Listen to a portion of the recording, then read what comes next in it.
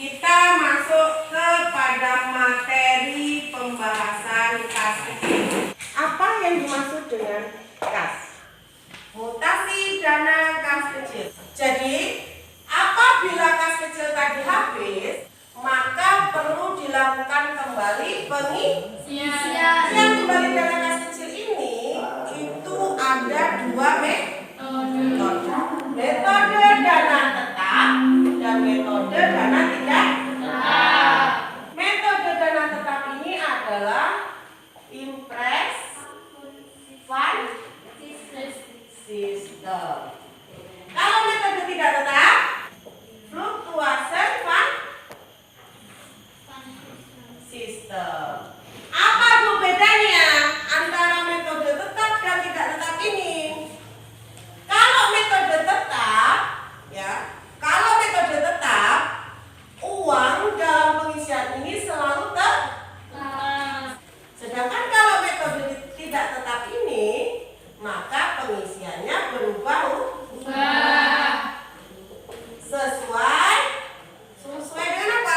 Pengeluaran yang dikeluarkan oleh perusahaan dalam pembiayaan kas kecil satu periode. Dengan apa bu? Bukti untuk pengisian dana kas kecil dua-duanya ini. Bukti dokumennya itu adalah bukti kas bukti kas keluar. Ya, bukti kas keluar ini dibuat oleh bagian yang akan mengeluarkan kas kecil. Siapa bu yang menyimpan bukti pengeluaran ini?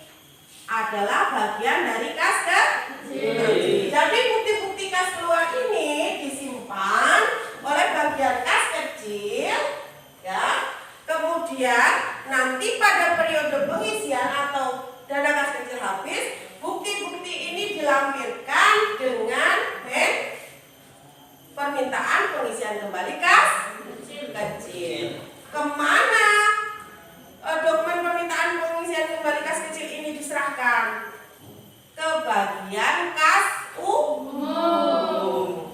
Dari kas umum nanti baru dibuatkan, atau dari bagian utang ini nanti membuat dokumen sebanyak 3 lembar, yang salah satunya nanti diserahkan ke bagian kasir dan bagian pelaporan. Nanti dalam bentuk apa pengisian kembali dana kas kecil? Dalam bentuk dokumen atau bukti transaksi berupa cek atau bilet di biro.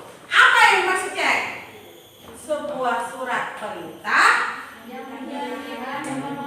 yang dibuat oleh perusahaan atau personal kepada bagian tertentu yang ada namanya dalam cek untuk mengeluarkan atau mencairkan dana sejumlah yang tertera di cek.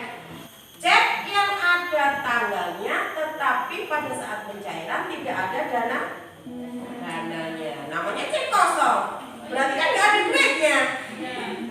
Ya, itu yang pertama. Kemudian cek mundur. Cek atas nama. Kemudian cek si pembawa. Setelah cek tersebut ditandatangani oleh direktur keuangan, kemudian cek tersebut diberikan ke bagian kasir. Dari kas umum ini nanti diserahkan kepada pemegang dana kas kecil untuk dicairkan ke bank. Kemudian setelah dicairkan ke bank, nanti disimpan untuk pengeluaran biaya-biaya yang kecil tadi, yang penting dilakukan oleh perusahaan. Nah, contohnya apa bu transaksi yang menggunakan dana kas kecil? Pembelian materai, pembelian alat tulis, kemudian apa? Bayar listrik, itu kan tiap bulan. Kemudian bayar air dari kota. Apalagi reparasi mesin misalnya. Dari sini kita stop dulu. Kira-kira ada yang mau tanya enggak?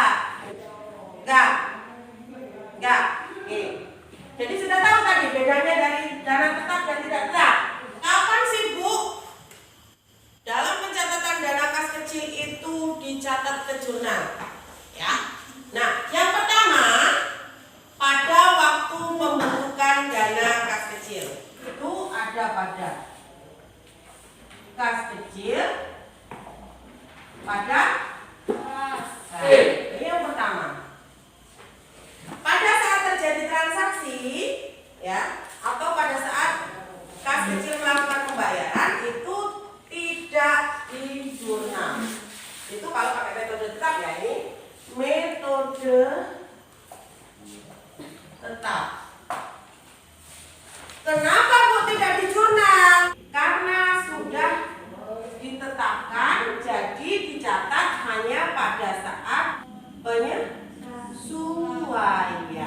pada akhir periode akuntansi. Oke. Pada kas. Kenapa bukan kas kecil, Bu? Karena pada saat pengisian kembali. Kalau pada saat pembentukan itu kas kecil pada kas. Kenapa? Karena kalau pada saat pembentukan kas kecil bertambah, kas besar berkurang.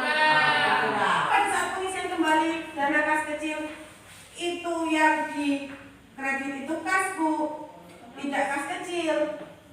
Karena bukti pengeluaran atau bukti pembayaran beban-beban ini diserahkan kepada pemegang dana kas umum untuk pencairan dana. Ibu minta kamu buat jurnal dari transaksi yang Bu bilang. Nah, misalnya Rijal bekerja di sebuah perusahaan dan menjadi pemegang dana kas kecil. Nggak tahu? Letak di situ. Nadila, tadi ulang lagi soalnya. Lakukan pembayaran listrik sebesar 750 dan pembelian materai sebesar Rp50.000. Pada saat pembayaran silakan jurnalnya apa? Pakai metode tetap pada saat pembayaran. Oh iya, tidak dijurnal. Benar, Adela. Oke, silakan duduk, Adela. Kan pakai metode tetap, berarti pada saat pembayaran. Itu kan sudah punya dari tadi. Pada saat pembayaran, berarti kalau pakai metode tetap tidak dijurnal. Nah, duduk. Siapa di antara kalian yang bisa menyimpulkan dari yang sudah Ibu jelaskan tadi? Berarti dalam pengisian dana kas kecil atau pengelolaan dana kas kecil itu ada dua metode yang digunakan dalam pencatatan. Yang pertama adalah metode tetap, impress one system, dan metode tidak tetap atau fluktuasi one system. Nah, di keduanya tersebut ada kelebihan dan ada kekurangan. Minggu depan kita akan masuk ke pencatatan jurnalnya. Silakan pelajari. Minggu depan kita jumpa lagi. Ya, silakan berdoa untuk menutup pembelajaran hari ini. Ibu akhiri.